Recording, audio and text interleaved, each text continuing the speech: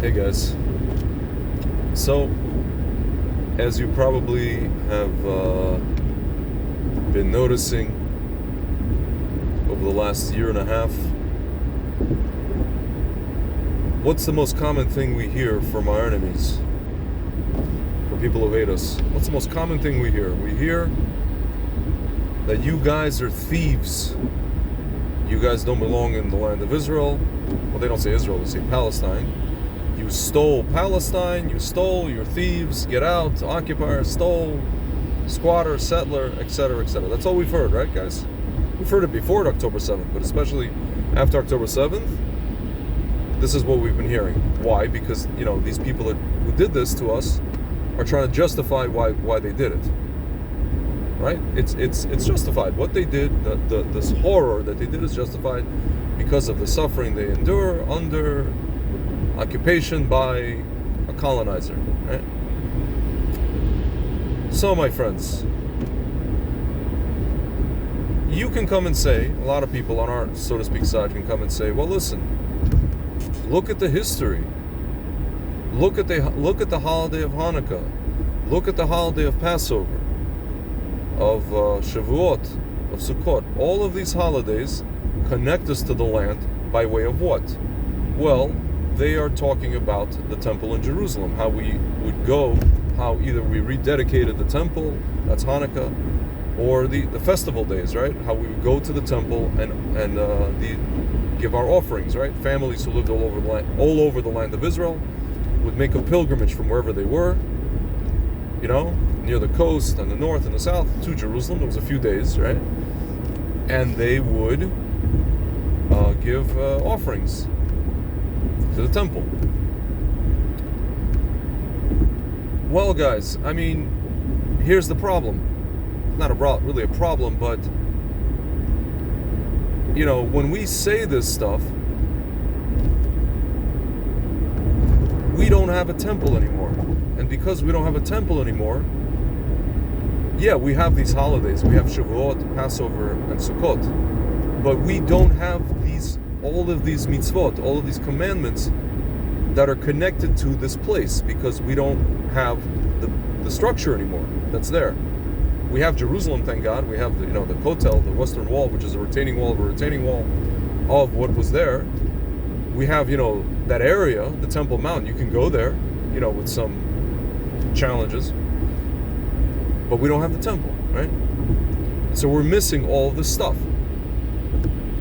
My friends, but what do we have? We have today. What is today? Today is the holiday of Tu B'Shvat. The word Tu refers to Tav Vav, 15. The 15th of the month of Shvat. What is the 15th of the month of Shvat? It's when it's the new year for trees. It's when the first, saplings emerge from under the snow. So, what does this mean, my friends? It means that because we've been celebrating this holiday for 1800 years, and this holiday is connected to the trees that bear fruit in the land of Israel. Not only that, guys, we have halachot, we have laws that pertain to the trees, pertain to fruit, things we can do with cultivation, things we cannot do, when we can do them, how we can do them. And all this stuff, my friends, pertains only to the land of Israel. It revolves around the holiday of Tu B'Shvat. And now that we've been back in our land for the last 300 years, all of a sudden, the Torah is alive again, my friends. There's all these mitzvot that we're able to keep because we're back in our land. And Tu B'Shvat is the lighthouse, is the signpost for all of that.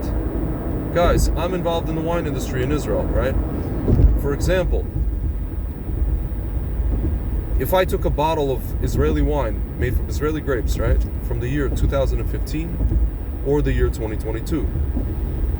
A lot of people would say, I can't even take it out of Israel. If I'm in Israel, I can't even bring it home to, home. I can't even bring it to, where I live in New Jersey to drink it there. Why? Because of Shemitah, the laws of laying the land lie fallow. So now there's all these things. You may ask the question, how do they even make wine from, those crops, the grapes, which are technically not allowed to be tilled? There's a whole other, procedure for that, right? Which I won't get into.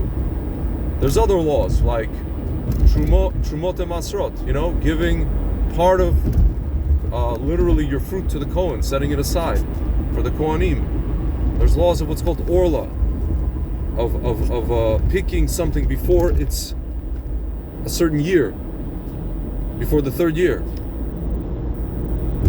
Also picking something if it hasn't been hanging for 3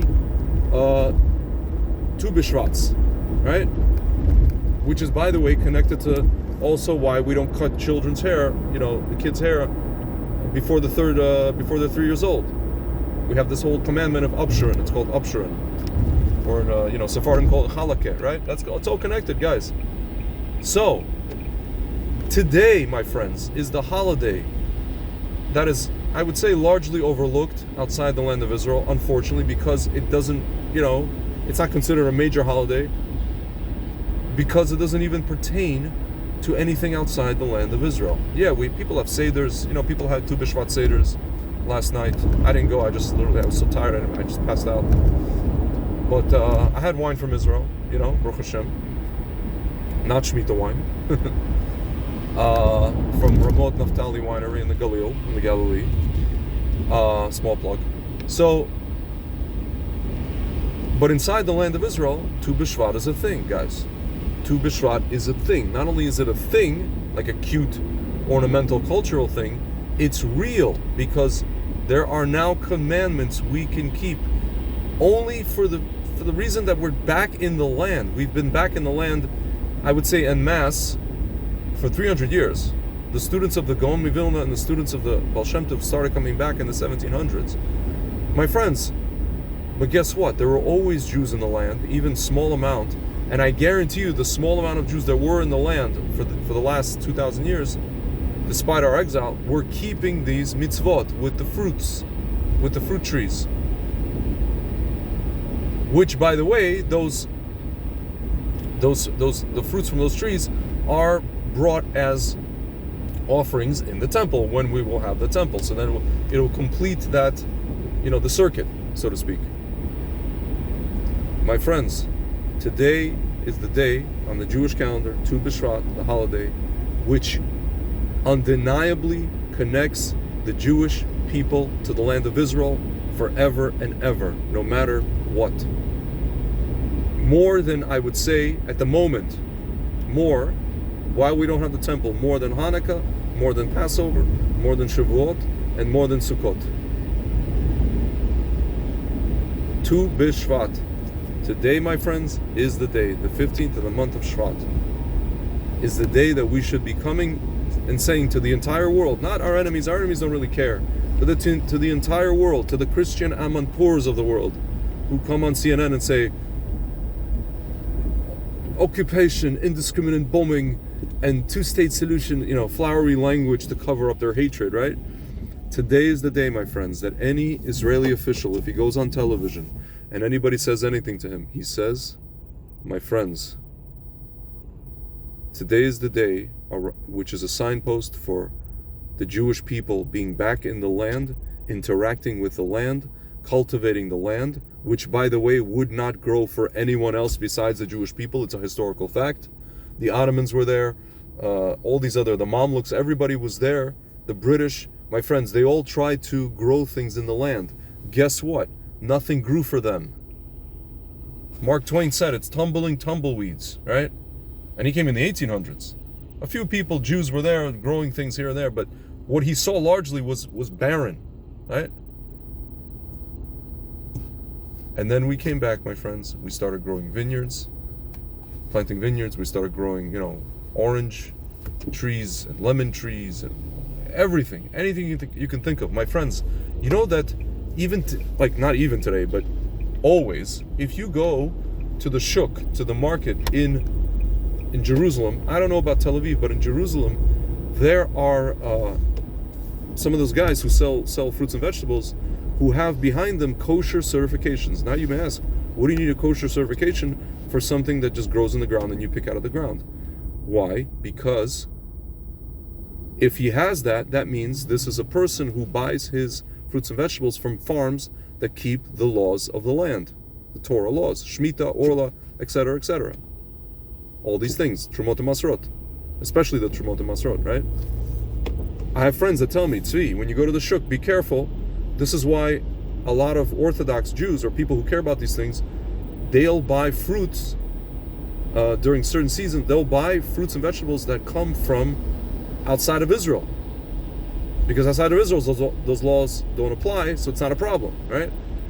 But if you go to just some random supermarket and you don't know, it doesn't say anywhere, or you ask the manager and he says, well, no, it doesn't, we get it from random farms and they don't keep the laws, and you care about these things, it's a problem. You can't buy these fruits and vegetables. My friends, again, this means that we are indigenous to the land of Israel. It's undeniable. Tu B'Shvat is the sign of that. It's the lighthouse for that entire concept. And this is what we have. This is the reality of what we have to present to the world at the moment. Again, because we don't have a temple. We can talk about Hanukkah. Yes, we have archaeological findings, guys. We have things on the ground and all that stuff, which, by the way, the Arabs steal and then they throw them into dumps, or they sell them on the open market to whomever, right? Collectors. As they deny that we ever had a place over there, right?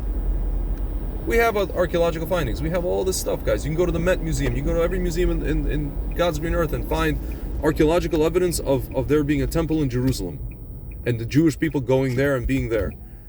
But that's not, I guess it's tangible, but I guess it's not tangible enough. Again, guys, because we don't have a temple and we're not doing anything in that spot. By the way, guys, our enemies, what are they doing there? Little children are running around and they've turned the Temple Mount into, Emirates and or Etihad soccer stadium. Guys, there's two big stadiums in England. Manchester City Stadium is Etihad and the Arsenal is Emirates, right? The Arabs basically bought half of England, right? So these little kids that are playing soccer on the Temple Mount, they've turned the Temple Mount, supposedly it's holy for them, into Emirates Stadium, right? Where Arsenal plays soccer. So, my friends, we don't have anything over there right now. Yeah, you feel the Kedusha, you can go there. You have to fight our own government to go there, but there's nothing there. Apart from mosques, a desecration. So, the abomination of desolation, that's what they call it. So, Tu B'Shvat, guys, it's online, as we say. It's active, it's online. The Jewish people, the plug is in the socket when it comes to the Jewish people in the land of Israel. It's been in the socket for sure for the last 1800 years, even more so for the last 300 years. Now that we're back in the land and we're growing things and, selling wine, selling oranges. I remember I was a kid in the Soviet Union. The oranges that were shipped to Soviet Union were shipped from Israel or Morocco, but Israel also. Guys, we're back. We are back, and there's no denying it. Happy Tu B'Shvat.